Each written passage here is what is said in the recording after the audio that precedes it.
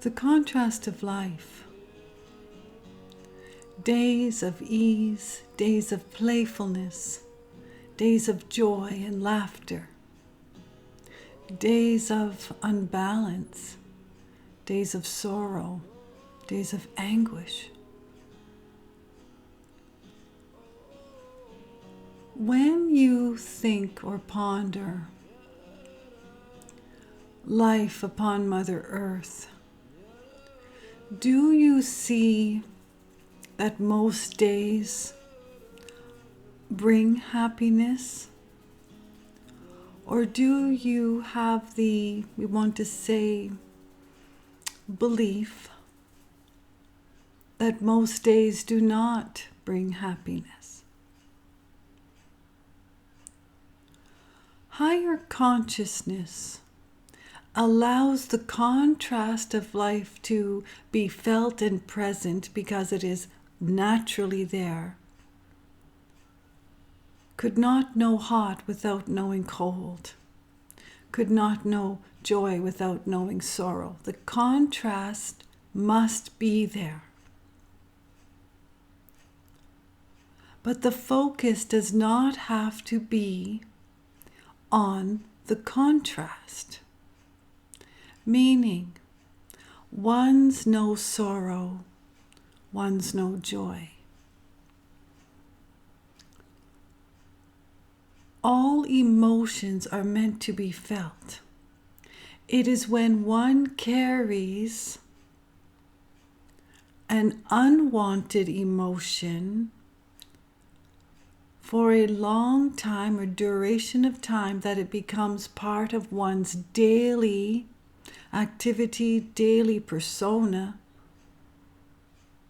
You know that there are ones that have sculpted their personality, and you can say, oh, that one's angry. That one is truly angry. Oh, yes, that one. Oh, always happy, always with a smile on their face. And you know that not all days are going to provide happiness because of the contrast. And not all days will provide anger or sorrow, name it what you will. We tend to talk about anger because it is easily reached. Easily reached.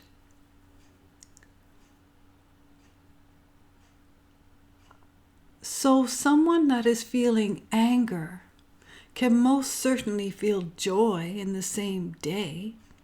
And someone feeling very joyful can feel anger in the very same day. It is knowing to feel the emotion when it comes forth. And we say comes forth because isn't it something that someone will become angry over something and another not at all? Someone would become very happy and excited and elated over something, and another not at all. Doesn't float their boat at all. In a previous segment, we spoke about a roller coaster. One's being terrified on the roller coaster. One's finding absolute pleasure in the roller coaster, the excitement of it all. How does it all work? And why do ones feel one way and another would feel another way? Where does all this stem from? So when you see it like that, it is, we don't want to say it is obvious, but it is an awakening to ponder emotions themselves. There are so many wanting to remove a certain emotion from their world, and understandably so. So one may feel so beaten with life that they seek relief, but they're seeking relief by different avenues. And isn't it something that when one seeks relief, they choose different avenues? So let us say one is seeking relief there's emotional pain. They're carrying something within oneself. They're carrying heartache. They're carrying hurt. They're carrying loss and sorrow. They're carrying anguish. They're carrying disheartenment, discouragement, feeling less than. They're carrying that they feel that they're discarded by others. They're carrying weight in the emotion. And it is of grand truth, emotions can feel light or heavy. Ones can feel light or heavy. Heavy in their steps, anger, aggression. Light in their steps, happiness, joy. So you can see how an emotions create a space for the physical body to respond. It would be hard to convince someone that one is angry if they are smiling and joyful and light on their feet. It wouldn't match. So the body naturally matches with the emotion. Is that not fascinating? Have you pondered that? That when you feel something, any emotion, your body truly feels the same thing. But truly ponder that. We have shared in a previous segment that cells within one's body, being perfectly aligned in the space of healing, in the space of rejuvenation, when one is feeling happy, joyful, playful, content, peaceful. The body feels the same way. Every cell in the body feels the same way. And when ones feel the heaviness of life, and it is shown in resentfulness, anger, discouragement, upset, frustration, name it what you will, the body feels exactly the same. Isn't that fascinating? Now, is the body emotions or is the mind emotions? Is the heart emotions? For one to experience heartache, their heart has to feel the pain and the ache of it. Ones don't say, oh, I have a mind ache. I have heartache. My heart hurts. And it would hurt. The heart, an extraordinary miracle held within one's physical apparatus. A heart space is certainly more, if you will, than a heart beating, than the physical component of. Ones feel so much in their heart. And when ones feel the greatest, grandest sense of love, it comes through in their heart, if you will. Ponder that. When one can bring forth relief to their heart, they're truly bringing forth relief to their heart space, which feels a little different than inner essence and intuition. Inner essence, your light held within, feels sort of in the center of yourself, in the center of. It doesn't feel as though the essence of you resides in your foot, if you will.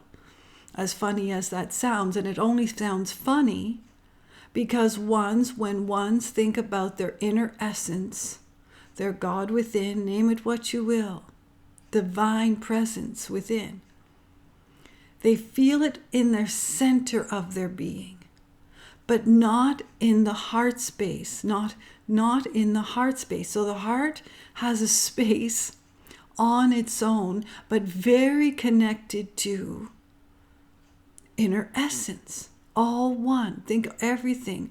But so is the physical body connected to the heart naturally and connected to inner essence. So when ones are seeking relief from pain caused by emotions, an emotional reaction to something, again, emotions are meant to be felt. Emotions are chosen. The experience is the experience. The happening is the happening. The action is the action. It is up to one to choose the reaction of the event, circumstance, experience, action. It would be natural to feel very sad if something is sad. It would be natural to feel very joyful if something feels joyful. But it feels very natural to many to hold on, to carry, to be shackled to the perceived burdens of life. And we say perceived. Now we want to be gentle because it is understood, clearly understood, how one would arrive to feeling how they feel. It would be natural. It is natural. And it would feel very natural to hang on to pain because it is difficult to find relief. One taken to their knees in absolute anguish, despair, loss, and sorrow. It takes a while to get up. And it is meant to in the healing process of all. Ones can be taken to their knees in absolute gratitude, joyfulness, connection in the oneness. On their knees in the pureness of appreciation for all. And it is much easier to get up, is it not? So when ones are seeking relief from unwanted feelings, emotions, there are many avenues that ones can take. Now this is, we want to say, very common. Ones can find relief in, fill it in, alcohol, drugs, meditation. Ones can find relief in changing their thought pattern. There are many avenues that take ones to a place that feels good for a moment in time, but not long lasting. So let us take alcohol and drugs, and again, not condoning, not condemning, matter-of-fact conversation.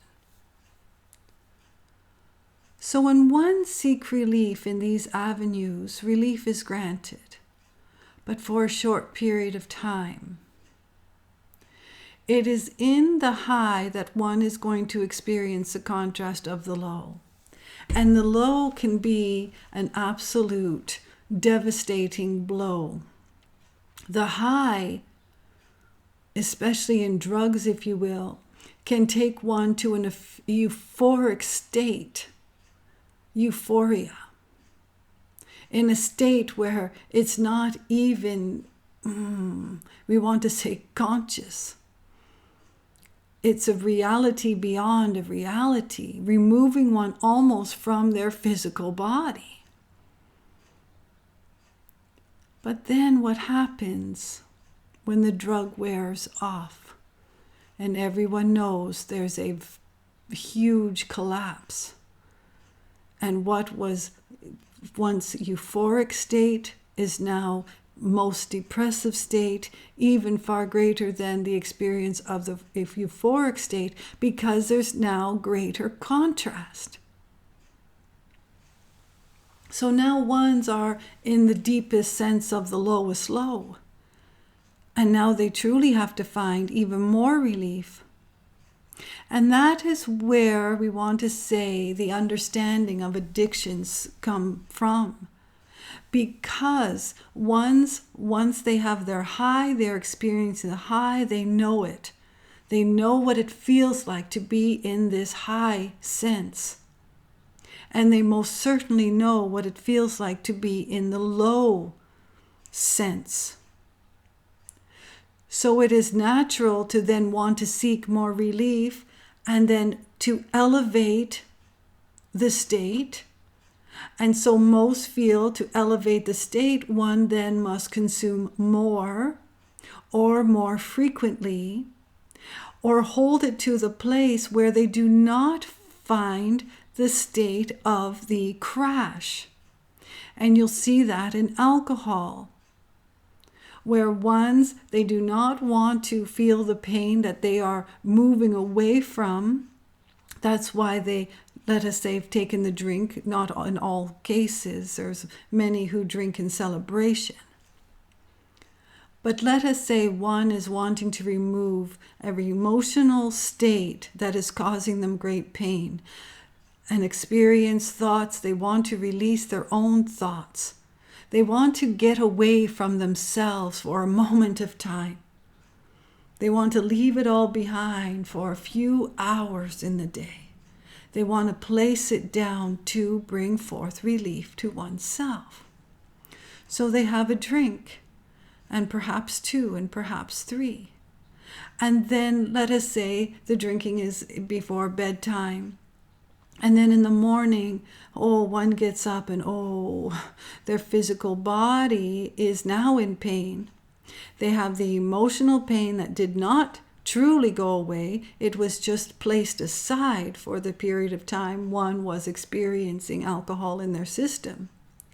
And now they have the pain of the physical body on top of the pain of the emotional state. So one of the quickest remedies for this is most certainly to have another drink to relieve the pain. When ones consume enough alcohol, they do not feel their body. Difficult to even take steps. And if they consume enough alcohol, instead of sleeping, they're passing out. So it relieves. It's sort of a contradiction because it relieves it brings relief and relieves the pain and the suffering. But in time, it only enhances the pain and the suffering. And then the pain and the suffering is relieved. We're sharing this because higher consciousness allows a space to find the relief and to find the healing, to understand emotions a little better. Now, ones will say, well, I understand emotions. I'm not 2 years old. This is kindergarten stuff. Perhaps. But when ones truly ponder that emotions are a choice, ones can then find a different avenue. And having a drink is a choice. Placing drugs in one's system is a choice.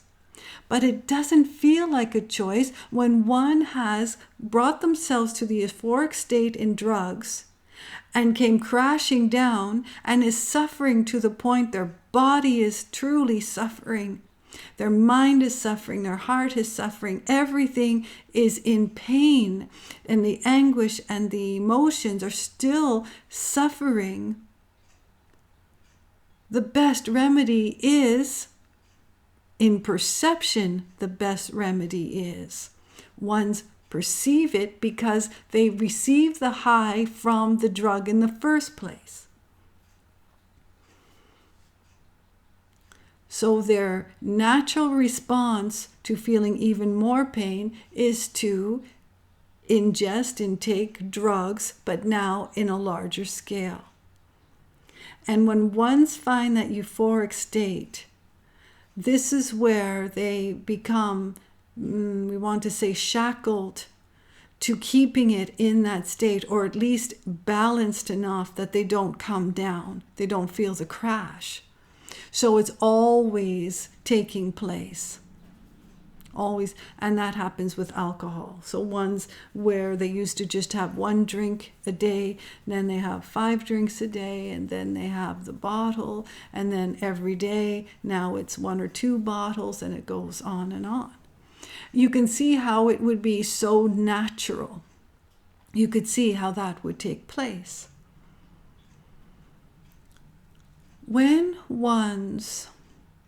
we don't want to say explore their emotions. Something has happened that has created one to feel something. Something in their life has happened to allow space for ones to feel something. And it could just be not living up to society. Feeling that they are not living up to society, feeling they are not living up to their parents' ideals, feeling something. It's originated from something.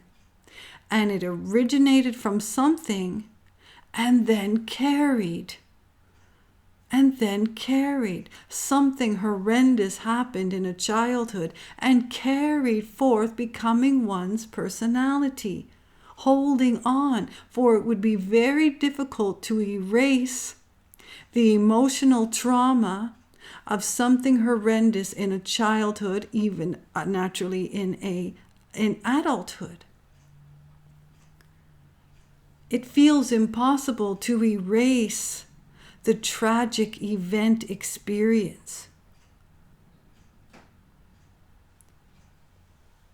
Is it possible to place down something horrendous, something life-changing, a loss so grand you were taken to your knees in absolute anguish?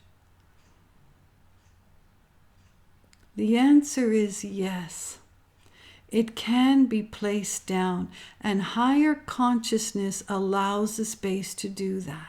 And we are not making it sound easy. Oh yes, just place it down and you'll feel better. This 1, 2, 3-step program is for you. Do this, you'll feel better. No. What we are sharing, that in the depths of your inner essence of all that you are, the magnificence of all that you are, has the space and ability to place it down. We would also even offer, because all is one and you are part of the vastness of the sky. Some do not believe that. We are not here to change a belief. One with all creation. Creation holds the greatest sense of healing. And you are part and piece of the whole in creation. You are divine, magnificent creation, holding healing. And you are holding self-healing. But it feels so helpless and hopeless and so far away, like dreams, wishes, and desires. They seem so far away, so much effort. Forget about it. Self-healing don't want to say it takes great amounts of effort, but it certainly takes great amounts of mindfulness. Love for oneself takes great amounts of mindfulness, because one has to bring forth compassion, kindness, forgiveness, and love towards the upset, and then they have to bring it forth towards the addiction, if you will. And this, we're not focusing on addictions. We are focusing on emotional states that create life. So when one can find non-judgment upon oneself, compassion towards oneself, forgiveness towards oneself, love towards oneself, relief is felt. But it is so often buried because reaching for the drink or the drugs or the sex or the food or you name it. It feels much easier, much more quick in response than searching and bringing forth deep amounts of compassion for oneself. And so many cannot find compassion for the oneself, or love, or forgiveness, or kindness. Even though they hold it, it is who they are, cannot find the space to bring it forth because they have beaten upon themselves for so long, or another has beaten upon them, if you will, metaphor or not. Higher consciousness is freedom. We are not kidding. Higher consciousness is understanding emotions in a very deep and very profound way. Higher consciousness cuts you slack. Higher consciousness truly just cuts you slack and gets your back. We are not pushing higher consciousness, for our words could not make anyone any more conscious of any one thing. It is a personal journey. It is a personal bringing forth. It is a personal decision. Our words cannot make one forgive themselves or another. Forgiveness comes from the heart, from the soul, from the inner essence, because it is who you are, but a choice to bring it forth. No one can make you forgive. No one. No one. They can ask for forgiveness. Doesn't mean that you'll find the space to forgive. Or you can ask for forgiveness, and it doesn't mean there'll be a space that you are forgiven. Because forgiveness is a choice, a very personal choice. And then there are different levels, as we spoke about, different levels of compassion, kindness, love, and forgiveness. So perhaps one can forgive, but then reminded about it every year. They can forgive that one has forgotten the anniversary, and this is mild, but not really to some. See, different levels. And what is heartbreaking to one is not heartbreaking to another. So one has forgotten an anniversary, and all is forgiven. The anniversary comes and goes, and when one remembers, they make up for it, lack of better wording. But every year they're reminded, don't forget our anniversary. Oh, that's the one that forgot our anniversary. Yes, our marriage is so important to him or her, they forgot the anniversary, and on it goes. Is that forgiveness? Or the saying, oh, I'll forgive, but I'll not forget. And when it is said there's a sense of resentment, is that forgiveness? So no one, not these words, not this dialogue, no one can make someone forgive any one thing. So when we speak about higher consciousness, we're not pushing it upon anyone. We are sharing that life can be created with much more ease if one chooses. And ones will say and challenge, choose. I didn't choose this life. This is BS. If I chose this, I would never have chosen this. But again, it falls back to what is your reaction to the action? What is your reaction to the action? Higher consciousness creates a space to react with clarity, seeing the world through the eyes of Source. Seeing the world through the eyes of one's own divine light. Seeing the world through the greatest sense of compassion, the greatest sense of kindness, the greatest sense of love, the greatest sense of forgiveness. What would life look like if you were to forgive? Or what would life look like if you were to share and show and be the greatest sense of love, compassion, and kindness? What would your world look like? Would you treat yourself anything than the magnificent being you are? Would you find a space to be unkind to yourself, unkind to your body, unkind to your heart and to your soul and to your mind? Higher consciousness is relief, and higher consciousness is most certainly healing, and not only healing for oneself, healing for others, and healing for the planet. Really, really, really good. There is great love for you.